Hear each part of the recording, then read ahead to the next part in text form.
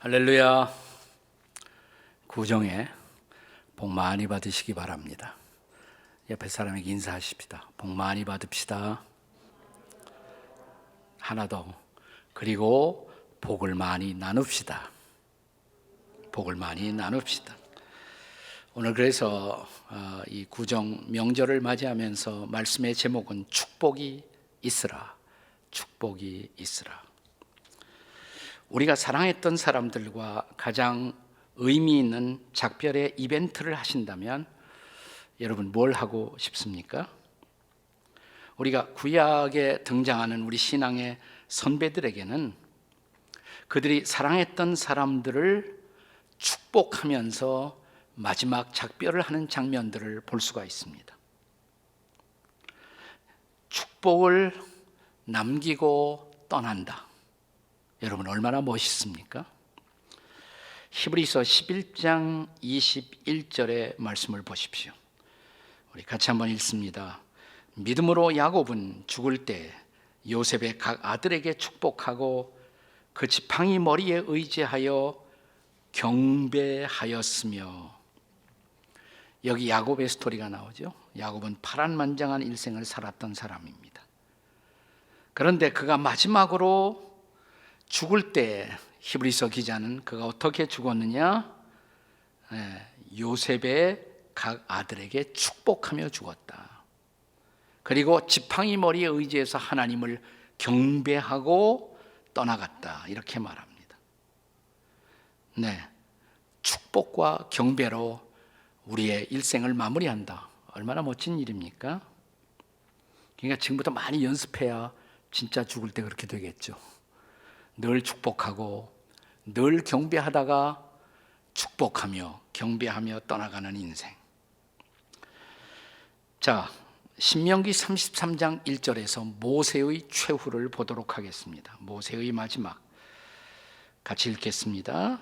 하나님의 사람 모세가 죽기 전에 이스라엘 자손을 위하여 축복함이 이러하니라. 모세도 마지막에 이스라엘 자손을 축복하며 자기의 인생을 마무리했다는 것입니다. 그런데 오늘 우리가 함께 읽은 본문 누가복음 24장 50절이야 53절, 이것은 예수님의 지상생애의 마지막 장면을 보여주고 있습니다. 본문 50절과 51절의 말씀을 함께 같이 읽도록 하겠습니다. 예수께서 그들을 데리고 베다니 앞까지 나가서 손을 들어 그들에게 축복하시더니 축복하실 때 그들을 떠나 하늘로 올려지시니. 아멘. 여러분, 우리가 흔히 예수님이 이 땅에 오실 때 어떤 그 역할을 하시기 위해서 어떤 사명을 가지고 오셨나? 성경학자들은 세 가지로 말합니다. 그는 왕으로 오셨고, 선지자로 오셨고, 세 번째 제사장으로 오셨다. 이렇게 말합니다. 왕은 통치하는 것이고, 선지자는 가르치고 예언하는 것이고, 마지막으로 제사장은 중보자의 사명이에요. 중보자의 사명. 자, 제사장으로서의 예수님의 마지막 사명은 뭐냐? 자신의 몸을 인류의 속죄의 제물로 드려 인류를 죄에서 구원하시는 일이었습니다. 그러니까 십자가는 자기 자신을 거룩한 제물로 드리는 마지막 제단이었습니다. 자, 그런데 그분이 십자가에서 자신의 죽음을 이루시고 그 다음에 부활하시고 그걸로 끝나지 않고 부활하신 예수님이 승천하십니다. 하늘로 올려지십니다. 왜 승천하셨을까? 하나님 우편에 앉아 만유를 통치하기 위해서. 자, 그런데 만유를 통치하는 일 말고 승천하시면서 그분이 하고자 했던 중요한 일이 있어요. 그게 바로 대제사장으로서의 사역이에요. 자, 여기 50절에 보시면 예수님이 승천하시면서 두 손을 들어 제자들을 축복하며 승천하셨다. 이렇게 기록하고 있죠. 근데 이 두 손을 들어 제자들을 축복하시는 이 광경은 당시에 많이 볼 수 있는 장면들이었어요. 예루살렘 성전에 가면 제사장들이 날마다 그 예루살렘 성전의 돌 계단에서 아침마다 두 손을 들어 주의 백성들을, 이스라엘 백성들을 축복하곤 했습니다.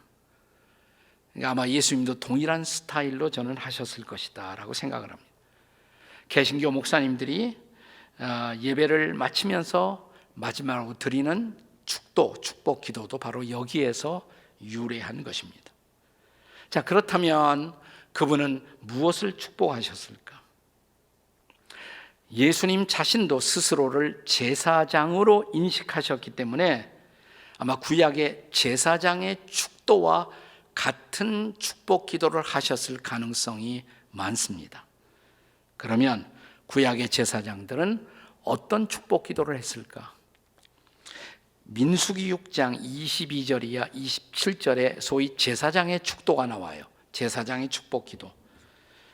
거기서 세 가지가 중요합니다. 그러니까 예수님이 무엇을 축복하셨을까? 세 가지 축복. 자, 그 첫째 축복은 지키심의 축복입니다. 지키심의 축복. 민수기 6장 24절의 말씀을 읽습니다.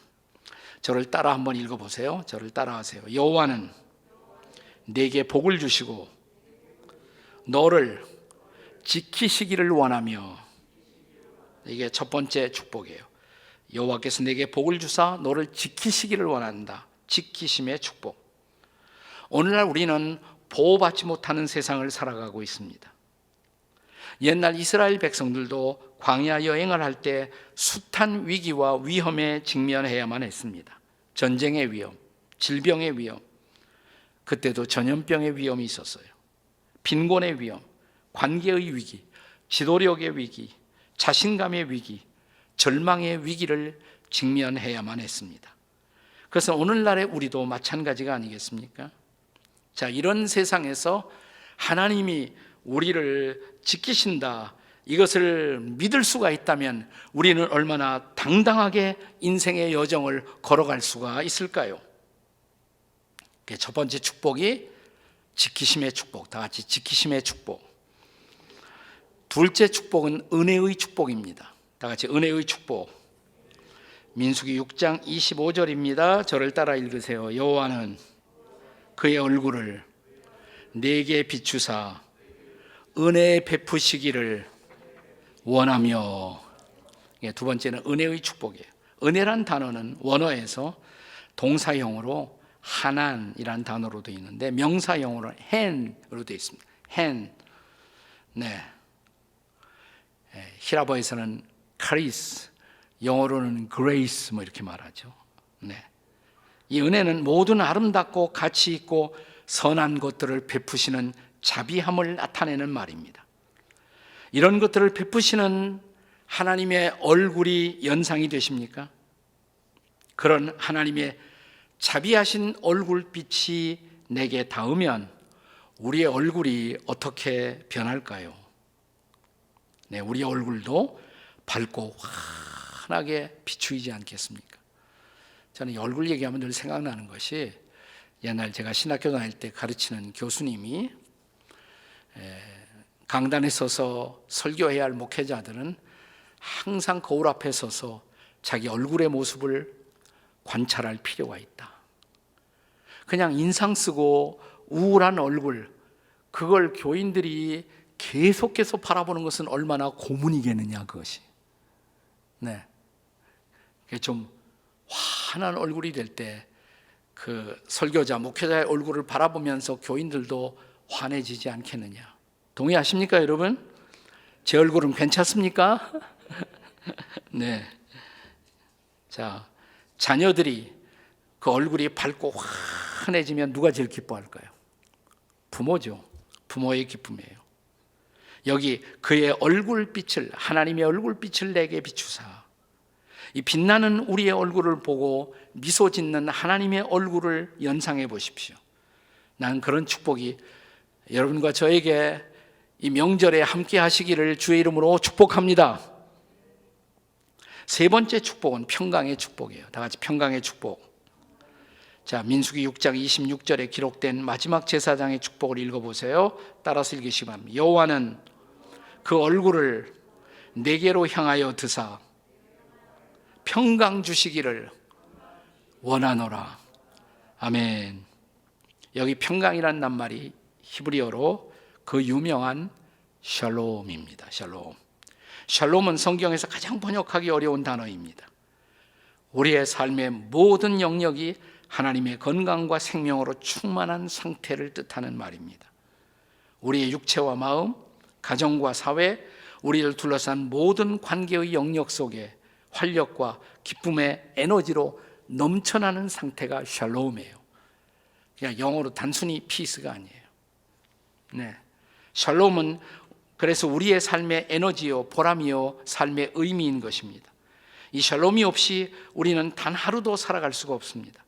그래서 샬롬은 우리의 매일의 삶의 승리를 기원하는 가장 아름다운 축복의 언어입니다. 샬롬. 옆에 사람에게 샬롬 해보세요. 또 안식일이 되면 샤바트 샬롬. 네. 하나님은 당신의 얼굴을 들고 우리를 향하사 지금 이 축복을 전달하기를 원한다는 것을 믿으시기 바랍니다. 세 가지 축복 뭐예요?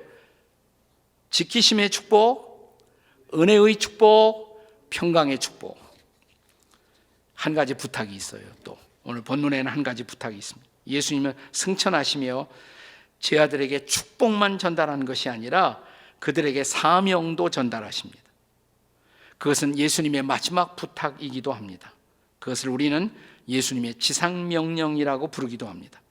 오늘의 본문은 누가복음을 마치는 마지막 텍스트입니다. 그런데 누가복음을 기록한 사람은 누구예요? 누가복음은 누가 기록했냐면 누가가 기록했죠. 네. 그런데 이 누가는 누가복음의 속편을 기록합니다. 속편이 있어요. 그 속편이 바로 뭘까요? 사도행전입니다. 사도행전이 시작되는 사도행전 1장 1절과 2절을 함께 읽겠습니다. 다 같이. 데오빌로요, 내가 먼저 쓴 글에는 먼저 쓴 글, 이게 뭘까요? 누가복음이에요. 무릇 예수께서 행하시며 가르치기를 시작하신부터 그가 택하신 사도들에게 성령으로 명하시고 승천하신 날까지의 일을 기록하였노라. 누가복음은 승천까지 기록했다. 기록했잖아요, 승천까지. 그런데 이제 그 예수님이 승천하시며 그가 기대하시는 일을 기록하겠다는 것입니다. 사실 오늘의 본문 누가복음의 마지막 텍스트를 읽다 보시면 예수님이 부활하시고 얼마 되지 않아서 바로 승천하신 것으로 오해할 수도 있습니다. 그런데 사도행전 1장 3절에 보시면 그가 부활하신 후에 그는 이 땅에 40일을 계시며 중요한 일을 하셨다고 증언되어 있어요. 자, 사도행전 1장 3절 읽습니다. 그가 고난받으신 후에 또한 그들에게 확실한 많은 증거로 친히 살아내심을 나타내사 40일 동안 그들에게 보이시며 하나님 나라의 일을 말씀하시니라. 아멘. 그렇습니다. 부활하신 예수님은 40일 동안 이 땅에 계시며 사랑하는 제자들에게 마지막으로 뭐에 대해 가르쳤어요? 하나님의 나라, 하나님의 다스림, 하나님의 통치를 통해서 그를 따르는 자들이 드러내야 할 이 땅의 변화의 소망을 주님은 가르치셨던 것입니다. 그리고 이제 마지막 부탁의 말씀을 주십니다. 그것이 바로 마지막 부탁의 말씀이 우리가 잘 알고 있는 사도행전 1장 8절입니다. 자, 사도행전 1장 8절 읽거나 암송하거나, 사실 암송하지 못하면 간첩이에요. 시작. 오직 성령이 너에게 임하시면 너희가 권능을 받고 예루살렘과 온 유대와 사마리아와 땅 끝까지 이르러 내 증인이 되리라 하시니라. 아멘. 그러니까 한 가지 부탁은 뭐냐? 한마디로 말하면 복음의 증인이 되라. 그리스도의 복음의 증인이 되라는 것입니다. 제 아들은 예수님께로부터 하나님 나라의 레슨을 받으면서 하나님이 통치하는 그 나라가 이제 곧 오겠구나. 근데 그들은 이스라엘 땅에 하나님의 나라가 당장에 임할 것을 기대하고 있었던 것으로 보여집니다. 그래서 사도행전 1장 6절에서 이렇게 묻습니다. 같이 읽어요. 시작. 그들이 모였을 때 예수께 여쭈어 이르되 주께서 이스라엘 나라를 회복하심이 이때니까. 사실 제 아들에게는 그래서 하나님의 나라에 관한 세 가지 오해가 있었어요. 제 아들이 가졌던 하나님 나라의 세 가지 오해. 첫째, 하나님 나라를 정치적으로 이해하는 것입니다. 정치적으로 새로운 나라, 로마 대신에 새로운 나라가 올 것이다. 둘째, 하나님 나라의 오해는 인위적인 인간의 노력, 사람의 노력으로 그 나라가 올 것이다 라고 생각하는 것입니다. 세 번째, 이스라엘 영토, 그 당시 그들이 살고 있던 이스라엘 영토를 중심으로 하나님의 나라가 실현될 것으로 생각하는 것입니다. 그러나 예수님은 이런 오해를 교정하셨어요. 그 나라는, 예수님을 통해 실현될 하나님의 나라는 예루살렘에서 시작해서 땅 끝까지에 이르는 나라다. 이것은 이 지구 전체를 포괄하는 나라라는 것입니다. 네, 또 그 나라는 어떤 정치적인 권세를 통해서 이루어지는 것이 아니라 복음의 증거를 통해서 이루어질 나라라는 것입니다. 다시 말하면 성령의 권능을 통해서 이루어진다는 것입니다. 그래서 부탁이 뭐예요? 부탁이 성령의 권능이 임하시면 권능을 받고 그 다음에 내 증인이 되라. 여기 사도행전 1장 8절에 내 증인이 되라. 이 증인이란 말은 본래 순교적 증인이라는 뜻입니다. 순교적 증인. 다시 말하면 예수님의 제자들은 목숨 걸고 복음을 전해야 한다는 것이에요. 목숨 걸고 전해야 한다는 것입니다. 그리고 그렇게 할 때 성령의 도우심이 임하고 성령의 권능이 임할 것이고 성령의 충만이 함께 할 것을 약속하신 것입니다. 아멘. 사도행전은 바로 이렇게 성령 받고 말씀 받은 제자들이 성령의 충만함을 입어 예루살렘에서 땅끝까지 나아간 역사를 증언하는 것이 사도행전이에요. 누가복음의 후속편이 사도행전이에요. 자, 이렇게 내 증인이 되라 하는 말씀을 주신 다음에 어떤 사건이 일어납니까? 사도행전 1장 11절에 보시면 다 같이 읽습니다. 시작. 이르되 갈릴리 사람들아 어찌하여 서서 하늘을 쳐다보느냐. 너희 가운데서 하늘로 올려지신 예수는 하늘로 가심을 본 그대로 다시 오시리라. 그리스도의 승천 사건이 일어난 거예요. 승천 사건이. 네. 그리고 이어지는 그 다음에 말씀해 보시면 제 아들이 다락방에 모여 그리스도의 증인이 되고 이 사명을 감당하기 위해서 기도회를 열었어요. 성령 충만 기도회죠. 그리고 문자 그대로 성령이 충만을 받고 제 아들이 전 세계에 흩어져서 복음의 증인이 된 것입니다. 다시 말하면 예수님이 마지막에 주신 축복은 왜 제 아들을 축복하느냐? 잘 먹고 잘 살라고? 그게 아니고 이 축복을 주신 이유는 전도의 사명을 감당하라고 축복을 주셨다는 것이에요. 이게 중요한 것이에요. 이제 마지막 한 가지 책임이 있습니다. 책임. 이제 누가복음 본문 마지막 텍스트는 오늘을 사는 우리에게 한 가지 책임을 일깨우고 누가복음의 대미를 마무리를 장식합니다. 자, 하늘로 가시는 예수님에게 축복을 받고 사명을 받은 제자들이 한 일이 무엇이었습니까? 자, 본문 52절, 53절의 말씀입니다. 같이 읽습니다. 그들이 그에게 경배하고 큰 기쁨으로 예루살렘에 돌아가 늘 성전에서 하나님을 찬송하니라. 중요한 단어 둘이 나와요. 경배, 찬송. 경배와 찬양인 것입니다. 우리가 전도의 사명을 감당하려면 먼저 우리에게 필요한 것이 뭐냐? 예배자의 삶을 우리가 살아야 한다는 것입니다. 왜냐고요? 이 경배와 찬양을 통해서만 우리는 성령 충만을 경험하고 성령 충만을 유지하고 전도자로서의 마음을 무장하기 때문입니다. 그러므로 이제 주께로부터 축복과 사명을 받은 사람들의 한 가지 책임, 처음 제자들처럼 우리가 신실한 예배자가 되어야 할 줄로 믿습니다. 예배가 없으면 축복도 없고 예배가 없으면 사명의 걸음도 기대할 수가 없습니다. 그래서 예배는 성도들의 기본 자세예요. 기본 자세. 마치 차렷 자세가 군인들에게 기본 동작이죠. 기본 동작.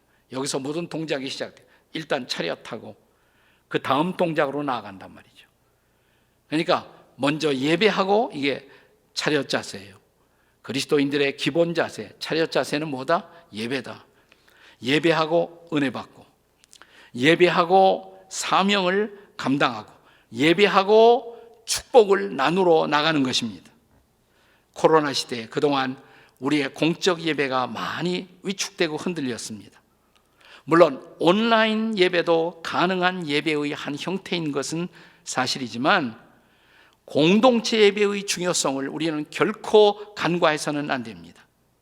자, 이스라엘 옛날 백성들이 광야를 행진할 때 광야 행진의 중심은 뭐냐? 광야 교회였어요. 광야 교회가 뭐냐? 회막이에요, 회막. 그들은 일단 한 장소에 도착하면 세 지파, 12지파가 쭉 나누어져요. 그리고 한가운데 회막을 짓습니다. 회막 안에 성소가 있고 지성소가 있죠.